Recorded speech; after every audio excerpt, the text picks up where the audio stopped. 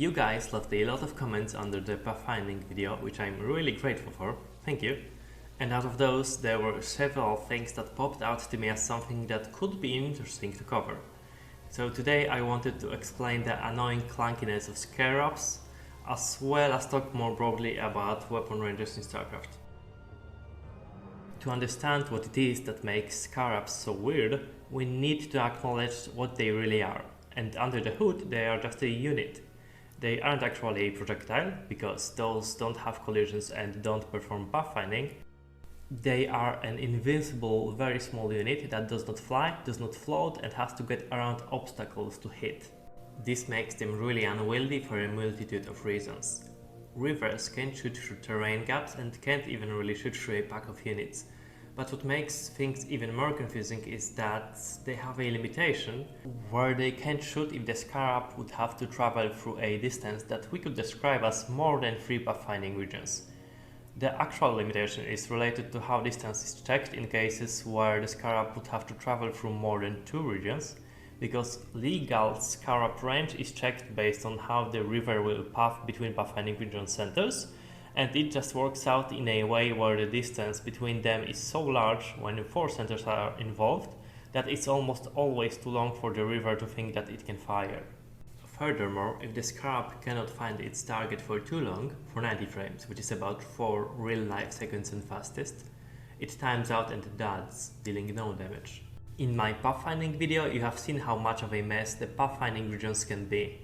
Even on pro maps, such as our beloved Fighting Spirit 1.3, there are a few places where a river cannot utilize its theoretical maximum range of around 256 pixels. Admittedly, Fighting Spirit is a very good map in terms of pathfinding. If the case I've mentioned before happens, that is, there are too many regions for the Scarab to travel, the river will instead walk to the closest region that can allow the path to be short enough for the attack to be legal, which is the cause of rivers walking towards whatever they were targeting, like sunken colonies, in a suicidal manner.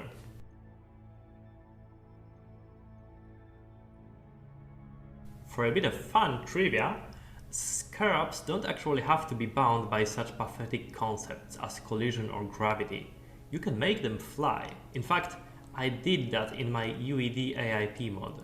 It makes rivers less cumbersome to use as a combat unit, more effective in the hands of the AI, and lets you perform some interesting tricks with shots over certain gaps.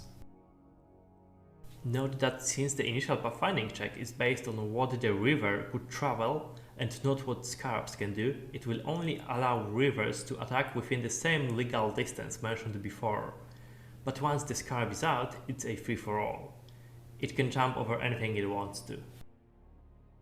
Finally, to show an example that's a bit more relevant to unmodded StarCraft, blessing Scarabs with wings would completely fix one quite ugly issue where Scarabs trying to path into units that are right in front of the river force some of them into a pathfinding panic mode, where those units temporarily ignore collision. This can start a chain reaction where more and more units enter each other's collision boxes, panic, and try to push each other away.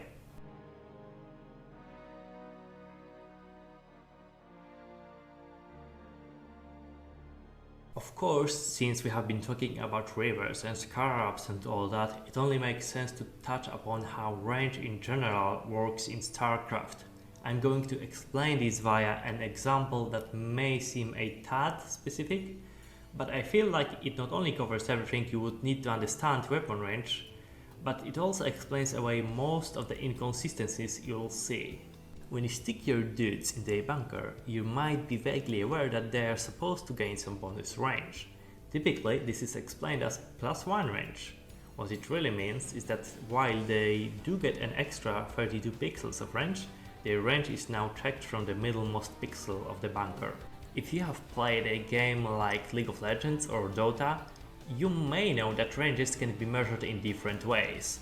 Sometimes you may be counting distance from center to center of an attacker's collision to the target's collision, whereas at other times it may be edge to center or any combination of those two. While in Brood War, weapon ranges are measured edge to edge. This causes them to get pretty wonky at times, because units may have a different size in pixels between their left, right, top and bottom side. For example, a bunker measures 24 pixels top, but only 17 pixels down, as well as 32 pixels to the left and 33 pixels to the right. You might have noticed that these sizes are slightly different than what's displayed in the bunker's data entry. While that's because 0x1x0x1 is the smallest possible unit size in Brood War, and as such the one extra down and right pixels are always added in a game but not seen in the editor.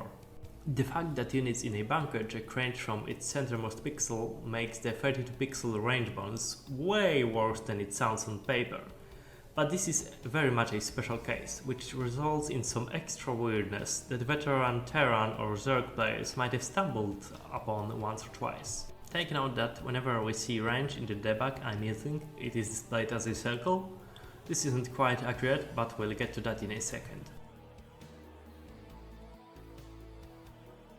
Now that we know bunkers give the units inside a flat 32 pixel range bonus but only have 17 pixels to edge when something is shooting at them from their bottom side, you may notice that bunkers get almost half a range point of an advantage when they are being shot at from the bottom, compared to if they were being shot at from the side, because the units inside of the bunker are firing from the center and get that 32 range bonus, but an enemy unit would only need to target a bunker's edge.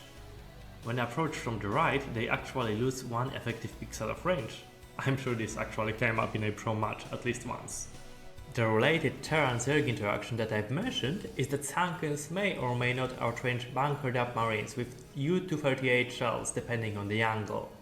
If we just tried taking simple ranges into account, the ones you might find for example on Wikipedia, this doesn't make much sense, because Sunken Colony's 7 range is bigger than a bunkered up marine's 6.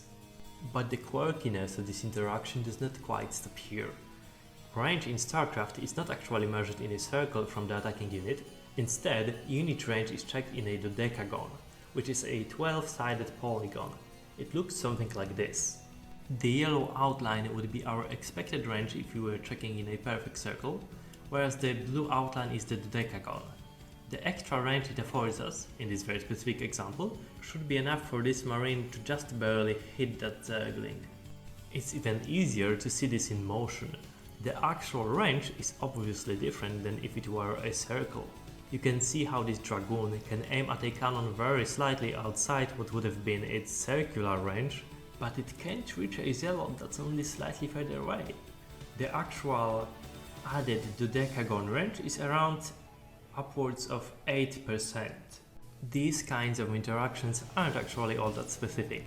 We have seen them with Sunken Colonies and Dragoons, but basically any combination of ranged units probably has some weird angles at which one can unexpectedly hit the other. Even Ultralisks can sometimes make use of their dodecagon-shaped range and hit a unit on a different elevation level in certain tile sets. Thank you for watching, and I'm hoping you guys will stick around. There's plenty of bizarre things in StarCraft to talk about, and I would love to keep making these videos as long as someone finds them interesting to watch. I'll be reading all the comments, so fire away if you have any questions, and if you want to support me, remember to like and subscribe.